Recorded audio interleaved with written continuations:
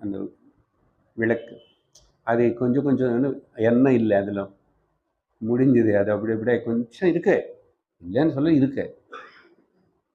அப்படி இருக்கிற இந்த ஆத்ம இச்சனை பெரிய கான்ஃபிளக்ரேஷனா, பெரிய அக்னி ஜுவாலையா மாற்றணும்னா அதுக்கு சத் சங்கம்தான் ஃபியூயல். ஒன்று அப்படியே அப்படியே அப்படியே அப்படியே முன்னுக்கு கொண்டு போகும். அதனால the most important and priority, ரொம்ப முக்கியத்துவம் சத் சங்கம்.